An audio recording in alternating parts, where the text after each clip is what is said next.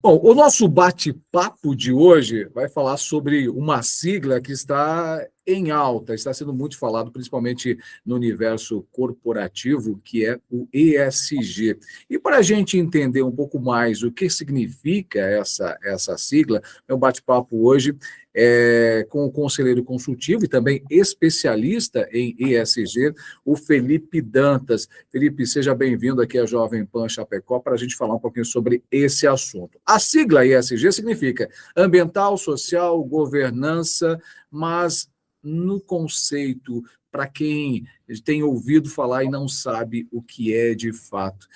Tem como simplificar essa sigla na prática do dia a dia para as empresas? Seja bem-vindo. Bom, obrigado, Sinei, obrigado pela oportunidade, né? E tentando ser rápido, né? Então, o ESG basicamente é o environmental, né? Que seria o ambiental, né? O social, que seriam as questões sociais, e o governance, que seria, né, todos os temas ligados à governança, né? E em linhas simples, como é que eu entendo o ESG? Né?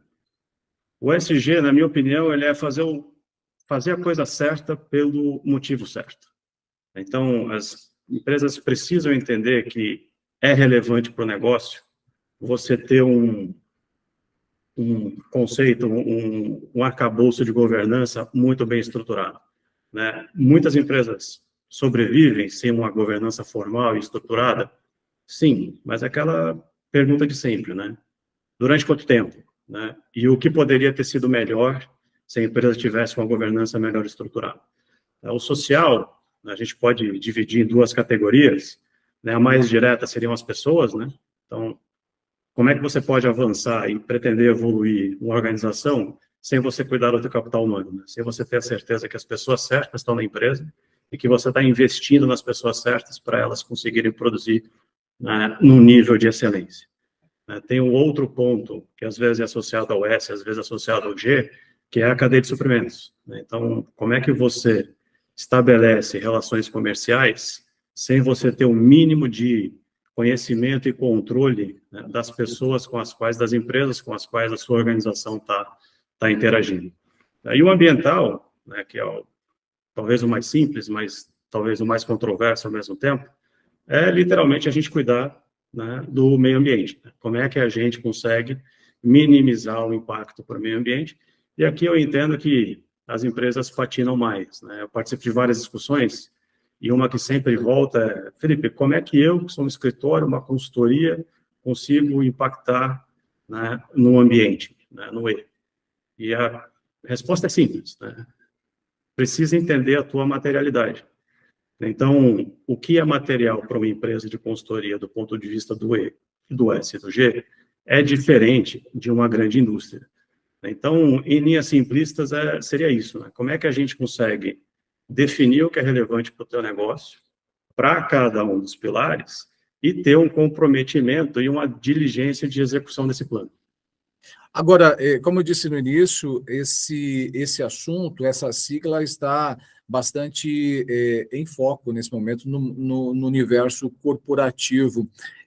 Mas me parece que são ações que sempre foram importantes. O debate ele acalorou, ele aumentou a partir de agora. Desde quando isso, na verdade, se tornou algo tão destacado pelas empresas? Volta um pouco para o conceito, né? Então, assim, o SG é novo? Não, né? A sigla SG talvez seja relativamente nova, mas se a gente for analisar o conceito, né, e aí fazendo a conexão com o que eu falei um pouco antes, né, fazer o que é certo pelo motivo certo, já tem várias iniciativas há bastante tempo. Né? Então, a gente pode considerar alguns milestones, como o Triple Bottom Line. É uma discussão de 1996. Depois a gente teve Who Care Wins, que foi uma provocação da ONU na época para as instituições financeiras, para o pessoal começar a olhar um pouco mais o mundo diferente. Né? E desde 2000, a gente tem uma série de iniciativas estruturadas, que nem o GRI, o SAS, o CDP, etc., que também ajudam a estruturar um pouco melhor, né, o conceito do que tem que ser feito. Né? Vamos deixar de lado um pouco a sigla do ESG e vamos pegando no conceito. Né?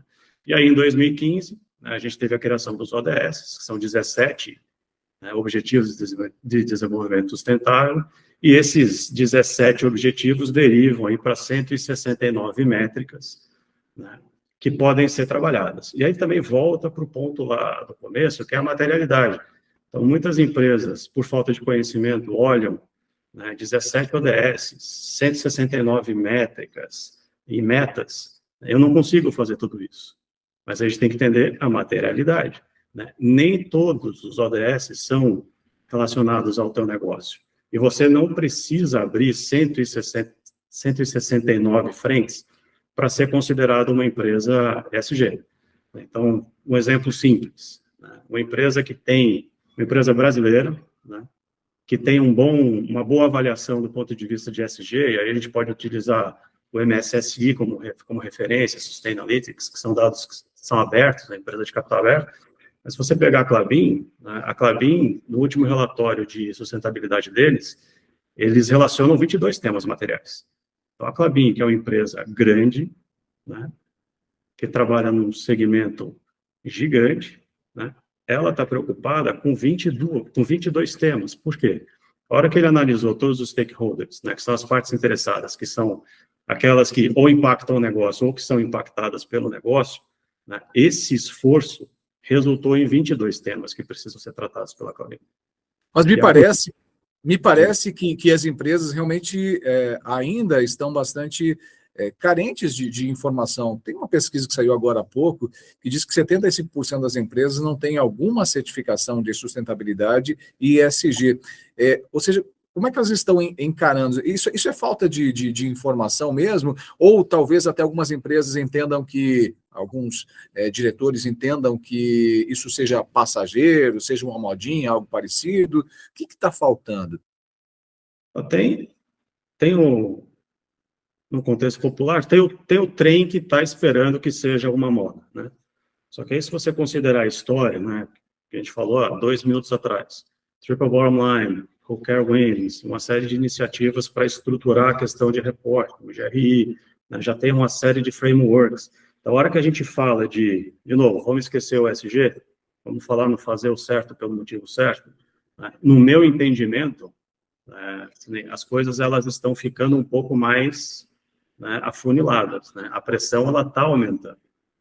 Então, hoje, você já tem algumas pressões de mercado. Vou dar um exemplo sem citar nomes, mas semana passada, uma amiga minha, ela é presidente de uma empresa, e ela foi abordada por uma empresa de capital aberto, e ela teve que apresentar qual é o plano, né, da empresa dela em relação aos 3 pilares do ESG, para reportar isso para a empresa tomadora do serviço dela.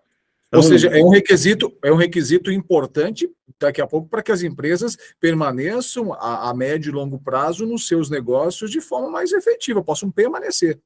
Já está sendo, né? Na semana passada, uma outra empresa me chamou para uma conversa exatamente nessa mesma linha, né? Um dos principais clientes deles, uma indústria farmacêutica, apresentou o plano deles, né, dessa indústria farmacêutica em relação ao ESG, isso já cascateou para os fornecedores, e essa empresa recebeu uma diretriz que, olha, você tem que se adequar a EcoVadis.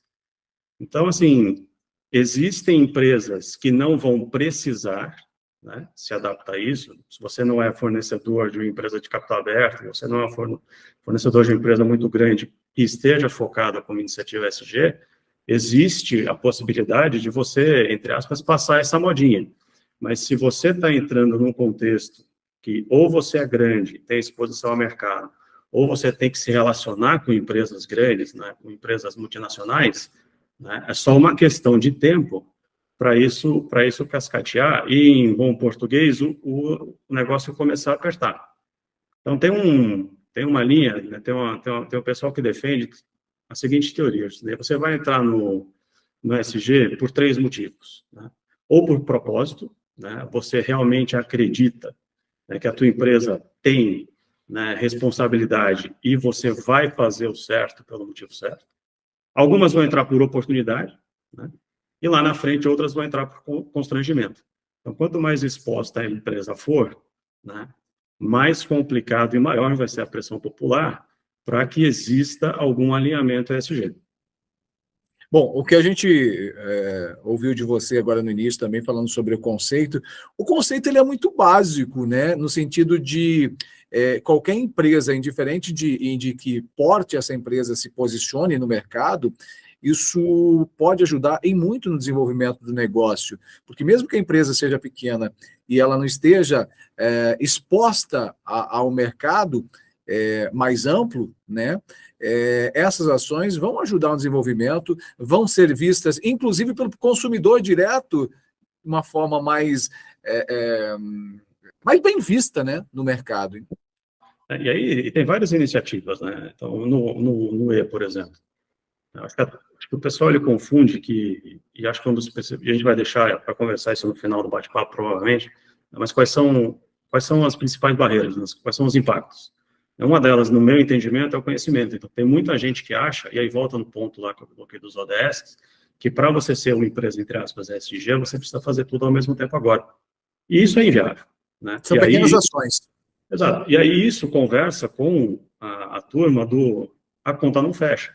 Realmente, a conta não vai fechar, né? Se você tentar, né, resolver todas as questões ambientais suas e do mundo inteiro, né? Se você quiser fazer um movimento muito grande, muito rápido de diversidade e inclusão, se você quiser fazer uma substituição de fornecedores de forma desestruturada, e aí alinha tudo isso sem uma governança para planejar, né, monitorar e controlar toda essa estratégia, realmente a conta não fecha e realmente isso é uma estratégia de altíssimo risco, né? Mas o que o mercado ainda não conseguiu entender é que você pode fazer uma ação, né, e essa ação pode evoluir com o tempo. Então, como é que você, uma empresa de consultoria, tudo bem que tem que ser empresa de porte médio, pode ajudar e contribuir no meio? Muito simples, né? Mercado secundário de energia elétrica, né? Buscar fontes alternativas, né, para abastecer a tua operação. Isso você vai, né, para fontes 100% renováveis e hoje você ainda consegue, né, redução do teu custo de eletrificação. Então, tem coisas que não estão tão distantes e que impactam o negócio, né, de uma forma positiva. Então, a hora que você vai no mercado secundário de energia, além de você consumir de uma fonte, né, certificadamente renovável, ainda existe a possibilidade disso te custar menos dinheiro. E aí eu te pergunto, por que você não vai fazer? Né? A hora que você fala do ambiental, né, pequenas conscientizações do teu time, né, você pode fazer. Isso não custa dinheiro. Acho que a turma pensa muito na linha se eu estragar só um pouquinho, não vai ter problema, né? Mas a gente está vendo que já tem problema, né? O que a turma precisa, na minha opinião... Se todo mundo estragar um pouquinho, no final vira bastante, né? Exato. E só que a turma não entendeu ainda, que é o seguinte, e se eu ajudar só um pouquinho? Se todo mundo ajudar só um pouquinho, né, quem sabe a gente não consegue virar o jogo. Parece conversa de ambientalista radical, mas não é verdade, né? Você já vê impactos muito grandes, né? Um dos temas que é amplamente discutido hoje é o custo sistêmico. Então, como é que as coisas vão acontecer nos próximos 20, 30 anos? Né? Como é que vai estar a água para a gente fomentar o agronegócio? Né? O aquecimento global, o que ele impacta? Ele impacta numa série de coisas, né? Existem estudos que a diferença do aquecimento da Terra de 1,5 graus, que é o previsto, que está todo mundo, né, tentando combater, se isso virar para 2, esse spread de meio grau, né, aumenta, eu não tenho de cabeça, mas existe um estudo sobre isso, aumenta radicalmente o risco de exposição à praga. Então, a produção agrícola, por mais que ela evolua do ponto de vista de tecnologia, etc. e tal, ela vai ter outro problema para enfrentar, e quem sabe essa conta não equilibra.